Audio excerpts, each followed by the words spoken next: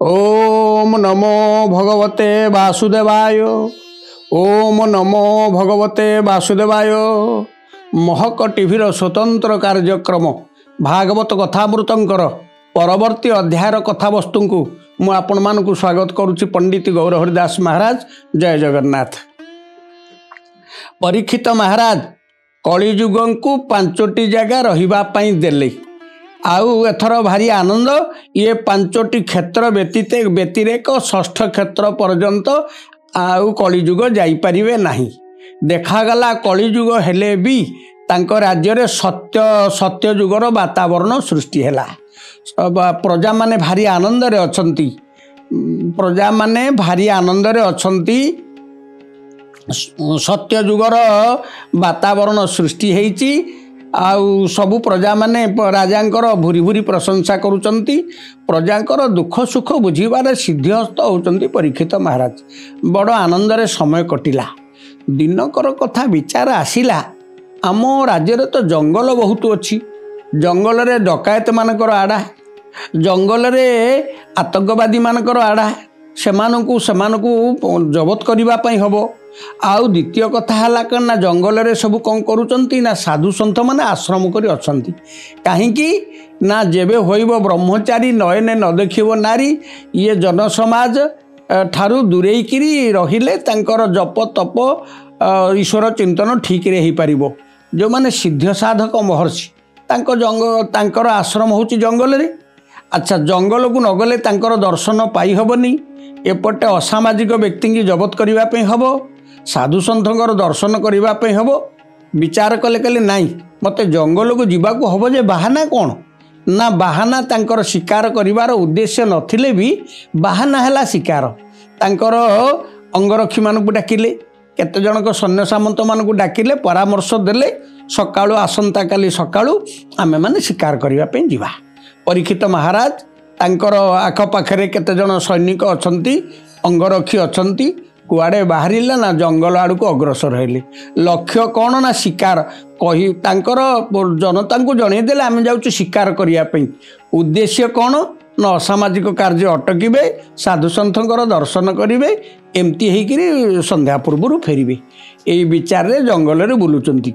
जंगल रे बुलुथिबा अवस्था रे गोटा मृग पल्ल आसिकिरी पहुंची गले। जदि पहुंची गले कहले चल समस्ते तांकर पश्चात धावन करिबा, मृग शिकार करी घर को फेरिबा। एई विचार रे मृग मानक पछरे गोडेले। मृग पल्ल कौन करचंती, कौनसी दिशा आड़े दिशा को दौड़िबा को आरंभ कले। कौनसी दिग को दौड़िबा को आरंभ कले। समस्त मृग जेतेले कौनसी दिग को दौड़िबा को आरंभ कले, सन्ने सामंत तांको पछरे गोडेले। ए जो मृग पल्ल आसीथिले तांको भितरे जे दलपति सी कौन करिछि ना तांको बाट छाड़ी दी सी अन्य बाटरे गलानी। सबु मृग माने गोटे बाटरे, तांको दलपति जे अन्य बाटरे जाउछि। ये सन्ने सामंत माने मृग पल्लरे पछरे गोड़ीचंती। ये जो मृग मानकर दलपति सी जेतेले अन्य बाटरे जाउछि, राजा कौन कले ता पछरे पश्चात धावन कले। माने सन्ने सामंत माने गोटे पटे पळेइले, राजा आ गोटे पटे पळेइले। जंगल रे बुलुचंती, सकाळ जाय बुलुचंती एमती किरी आसीगला 2 प्रहर समय। आमे जाको दिही पहर बोली कहि दउचे। सकाळ 6टा रु 9टा पर्यंत प्रथम प्रहर, 9टा रु 12टा पर्यंत होचंती द्वितीय प्रहर। द्वितीय प्रहर को कही कहि दियंती दिही पहर बोली। प्रकृत रे ताहा होचंती 2 प्रहर। 2 प्रहर समय।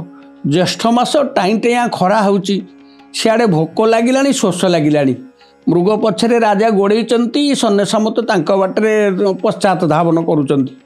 इमिति दौड़ दौड़ किछि बाट जेतेले मृग पछरे पश्चात धावन करिचंती, देखागला मृग कुआड़े छपिगला। मृग जदि छपिगला सेतबेलू 2 प्रहर अतिक्रम करी तृतीय प्रहर आरंभ कलेनी।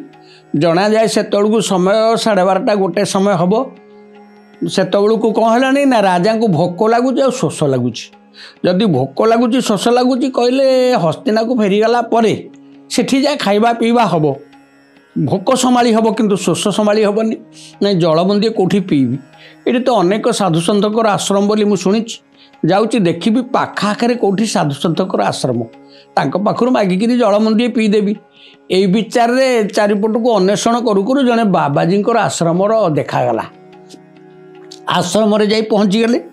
आश्रम जो पहुँची गले बाबाजी कहीं नहांती आश्रम एकाकी बाबाजी अच्छा जोड़ हस्त पूर्वक ब्रह्मरे लय लगे ध्यान करुँच ईश्वर को। इमितिका ब्रह्मरे लय लगे किए गला किए आसिला किए कौन कहूँ से कथा कर्णगहर को जाऊनी। आपण मैंने लक्ष्य करेंगे केतबल पाठ पढ़ुआ पिला से माने मन ध्यान देकर पाठ पढ़ला बेले से किए गहली चली करुच्ची किए गला किए आसिला बाबा अमुक लोक जाइए तू देखीचु कि ना नाई नाई मु तो आड़े पढ़ापढ़ी व्यस्त मुझे कथा देखनी कहीं से पिलाटा पाठ पढ़ुआ मनोभाव मन ध्यान देकर पढ़ुला किए गला आसिला सियाड़ी की नजर ना ये तो साधारण मानवंकर कथा सी साधुसंत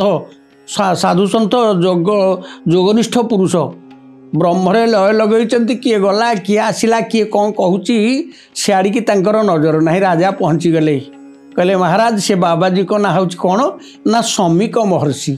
शमीक महर्षि तप करुँच ये तो जानी ना पहुँची गले कहले महाराज मु हूँ शशागरा पृथ्वीर चक्रवर्ती सम्राट परीक्षित मु हूँ अर्जुनंकर पुओ मु हूँ अर्जुन अभिमन्युंकर पुओ अर्जुनंकर नाती आउ जी होचंती तृतीय पांडव तांकर नाती युधिष्ठिरंकर पुतुरा आ शिकार करने आसी दुस्सा लगुच मत जलमंदी दिंतु थरे कहले से शुणुना द्वितीय थर तृतीय थर 5 थर कहले शुणुना कारण से ब्रह्मरे लय लगे किए कौन कहूँ किए कौन किए जाऊँगी किए आसूची कौन सियाड़ को नजर ना कहले कौन है शशागरा पृथ्वीर मु चक्रवर्ती सम्राट जलमंदी मागुची तमें मत जलमंदी दौन जलमंदी न देकरी गोटाए मिछि मिछिकिया ध्यानस्थ ही बसीच ना ये होचंदी पाखंड बाबाजी अन्य जदि कहीं होता मुंड काटापी निर्देश देती निजे मुंड काटी देती जेहेतु बाबाजी ये से भली दंड देविनी से भली दंड नहीं अन्य दंड निश्चय देवी अपमानित करी मल्ला सापटाए पड़ीला से ताकू धनुहूल टेकी आणले बेकरे पकईदे कहले जा तुम पाखे रहीकि ना एक कही फेरी आसिले बाटर जलमंदी कौटी पीले हस्तिनार आसिक पहुँचले सन्ने सामंत सांगे अच्छा आसी पहुँची गले हस्तिनार जिते हस्तिनार पहुँची खाई पी सारे बसिक चिंता कले आज कौन कौन कार्य है करू करू तांको मन को आसीगला जड़े बाबाजी बेकरे साप बाल मु पकई दी आसिली कहले मु चंडाल मु कौन कली जड़े सिद्ध साधक महर्षि मल्ला चाह बेकरे तुलसी माल रुद्राक्ष माल शोभा पाउला पाइबा कथा मु तांको गलारे साप माल बेकरे पकई दी आसिली एटा तो आदौ ठीक हैनी। एथर प्रश्न उठंती जी सापमाल क्रोधान्वित होकर पकईले तांको गलारे सी आसिकी पुणी पश्चाताप करुँच कौन पाई करुँच नीतिशास्त्र कहले यहाँ स्वाभाविक कथा आमे पचारू कौन से स्वाभाविक कथा क्षुधातृण नहीं शुद्ध बुद्धि भोकिला लोकर शुद्ध बुद्धि न थाए तृषातृण न च पात्र शुद्धि शोषिला लोकर पात्र शुद्धि न थाए भोकिला लोकर धरतु घरे किसी पाटितुंड होती घर गार्डियन आसीगले माँ कहले पिले माने बापा को कहबनी भोकिला अवस्था अच्छी खाई सारा कह एथुरु जना जाए क्षुधातृण नहीं शुद्ध बुद्धि तृषातृण न च पात्र शुद्धि शोषिला लोकर जाति अजाति विचार न थाए कौन सी लोकंकर धरतु एक्सीडेंट हो गला सी होचंती उच्च जातिर नीच जातिर लोक जल देले मु पान करिबिनी एक कथा भाभी हब नाही से क्षेत्र रे क्षुधातृण नहीं शुद्ध बुद्धि तृषातृण न च पात्र शुद्धि निद्रातृण नहीं भूमि सज्जा जे 4 दिन है शोई नाहंती सी कहबेनी मते डनलप बेड दरकार बोली से तले बिछड़ा करी शोई जाई पारंती समय मिलिले निद्रातृण नहीं भूमि सज्जा कामातृण न च लोकलज्जा रामायण लेखा अच्छा सुपर्णखार कथा सी कामातुर होइथिलारु निज तरफरु जाइकरी प्रभु को कहूला मते बाहाई पड़ कामातुरण न च लोकलज्जा